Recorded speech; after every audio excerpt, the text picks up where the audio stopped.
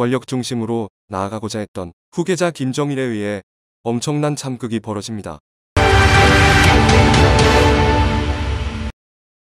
1970년대 북한은 김일성의 독재 권력이 정점에 이르러 있었고 후계자로 김정일이 본격 등장하기 시작한 시절입니다.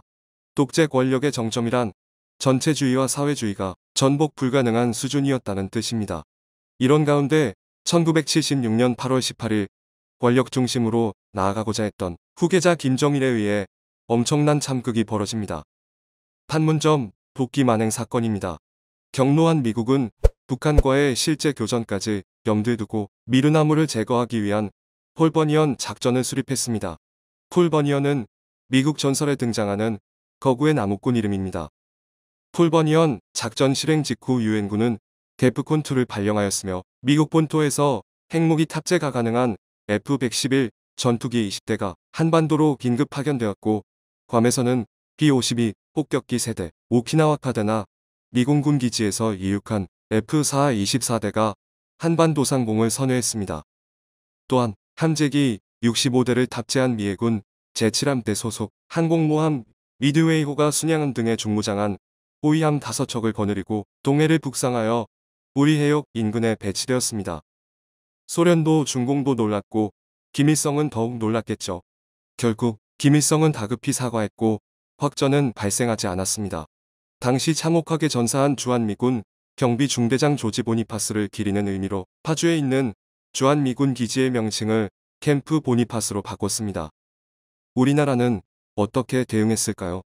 이때 나온 박정희 대통령의 명언이 있죠. 바로 미친 개는 몽둥이가 약이다입니다. 박정희 대통령의 명령으로 박희도 장군의 제1공수특전여단 64명 장병이 카투사로 위장하여 폴버니언 작전에 투입되었으며 숨겨들여온 각종 화기로 북한 인민군 초소 4개를 파괴했습니다. 특별한 것이 없어 보이지만 실은 그렇지 않습니다. 첫째, 미국의 반응이 대단히 이질적이었기 때문입니다. 즉, 미국이 사전에 한국군 단독 행동을 인지하지 못했었다는 뜻입니다. 그래서 어떤 전문가들은 이를 두고 박정희 대통령과 미국 사이에 벽이 생겼다라고 진단하기도 합니다. 둘째, 북한 인민군이 대응할 경우 사살을 포함한 확전까지 계획했었다는 사실입니다. 하지만 아쉽게도 인민군은 아무런 대응을 하지 않았습니다. 이준석의 표현에 따르면 전체주의 국가의 사회주의 이념을 가진 지도자가 같은 진영의 이웃에 보복 공격을 감행한 것이 되는군요. 그 이전에 김일성이 같은 진영의 이웃을 공격한 거고요. 이게 지나친 억측일까요? 좋습니다. 그럼 더 보죠. 미얀마와 베트남 등의 동남아 국가들과 에티오피아 등의 아프리카 국가들이 새마을 운동을 수입해간 것은 어떻게 설명할까요? 심지어는 문재인조차도 감히 손댈 수 없었던 것이 새마을 운동인데요. 해외 석학들이 박정희 대통령을 높이 평가하는 이유는 산업화와 민주화를 동시에 달성했기 때문입니다. 산업화는 가난이라는 절대악을 걷어낸 일이었으며 민주화는 가난을 극복하는 과정에서 함께 성장한 의식에 의해서 가능했던 것입니다. 지난 세계 역사를 다 뒤져도 이런 전체주의가 어디 있죠? 또 이런 사회주의가 어디 있나요? 박정희 대통령이 전체주의자의 사회주의자였다면 지금 중공의 인간성 상실은 설명되지 않습니다. 북한의 가난도 전혀 설명할 수 없습니다. 2019년 쿠바의 시장 경제 개헌도 마찬가지죠. 더욱이 동남아와 아프리카는 대륙 통째로 공산화가 되어야 하지 않았을까요? 이준석이 말하는 전체주의와 사회주의가 전혀 다른 것을 의미하는 것일까요? 그렇다면 이준석은 정치하면 안 되죠.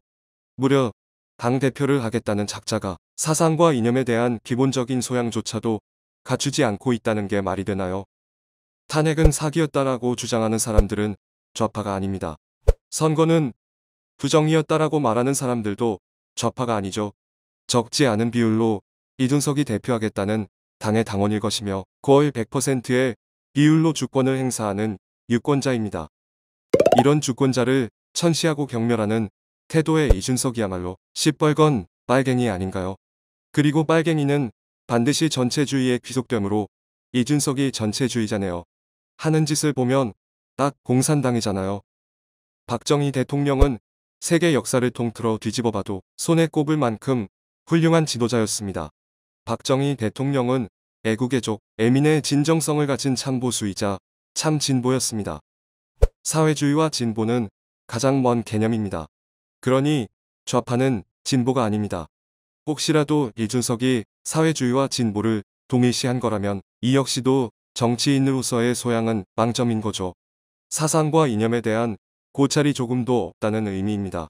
하긴 이런 의미라면 감히 전체주의를 입에 올리지도 않았겠죠. 어쩌다 이런 인간이 보수의 지지를 기반으로 빌어먹고 사는 정당의 중심이 되었는지 정말 슬프네요. 현역 의원들은 자괴감이 뭔지 모르나 보죠. 고기를 잡아 먹여주는 게 진보입니까? 아니면 고기 잡는 방법을 알려주는 게 진보입니까? 헌금을 낳는 거위의 배를 가르는 게 진보인가요? 아니면 거위의 건강을 돌보는 게 진보인가요? 고속도로 만들 돈으로 고무신과 국수 사다 먹이는 게 진보인가요? 아니면 산업화로 후대까지 먹고 살 만한 기반을 만들어주는 게 진보인가요? 김대중과 김영삼이 진보예요. 사회주의는 진보가 아닙니다. 사회주의는 그냥 빨갱이에요. 좌파들이 즐겨 인용하는 북유럽식 사회주의도 마찬가지입니다.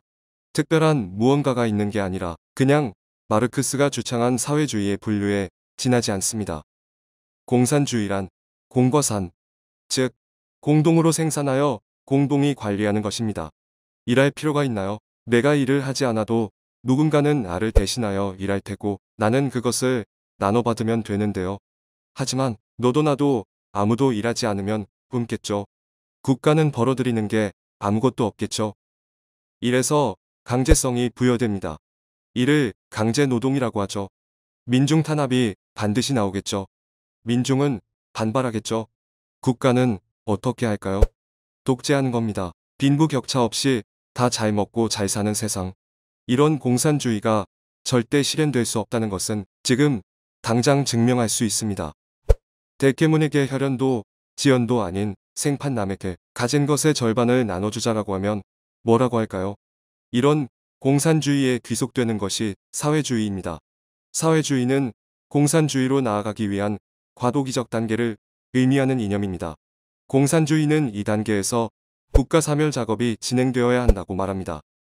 이게 뭘까요? 바로 체제 전복입니다.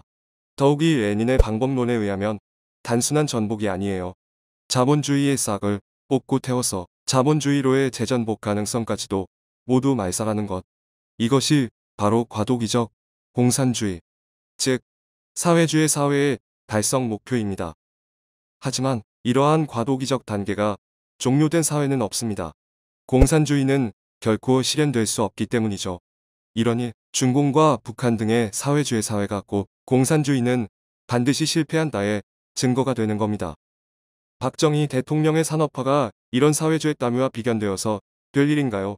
조금의 억지도 없이. 그 시절 박정희 대통령이 아닌 김대중이었다면 어땠을까요? 김영삼이었으면 어땠을까요? 국부의 300인의 명예 중공인들까지 고려해보면 우리는 지금 조선족이 되었을지도 모르겠군요. 물론 그 전에 대한민국 자체가 소멸당했을 수도 있죠. 김일성이 518의 기회를 두고두고 아쉬워했다는 것은 결코 사소한 게 아니니까요.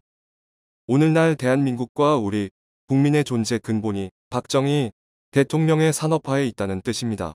이준석은 한국인이 아닌가 봐요. 문재인처럼 말입니다. 좌파가 말장난이 심한 건 논리가 없기 때문입니다. 공부하지 않죠. 입맛에 맞는 딱 한 권의 책 또는 필요한 일부분만을 보고 모든 것을 알고 깨달은 것처럼 거들먹거리며 행세합니다. 이준석도 똑같네요. 근본 없다는 뜻입니다. 사기 탄핵에는 어떤 유형의 범죄가 있을까요? 우선 기획한 주범이 있을 테고 흑의를 떠나 가담한 공범이 있을 겁니다. 여기서 문제는 후자입니다. 공범 즉 동조한 죄를 논할 때 기준을 탄핵 찬반으로 나누는 게 정당할까요? 저는 전혀 동의하지 못합니다. 이유는 하나죠. 아무리 반대표를 던졌다고 해도 침묵하면 공범되는 겁니다. 이거야말로 진정한 묵시적 동의니까요. 이준석이 꼭 당대표에 당선되길 바랍니다. 진심입니다. 그래서 박근혜 대통령을 사기 탄핵하는 것으로 자유민주주의 시장경제체제를 탄핵했으며 국가와 국민을 시궁창에 처박히도록 만든 대역죄인들과 함께 뒤져버리길 바랍니다.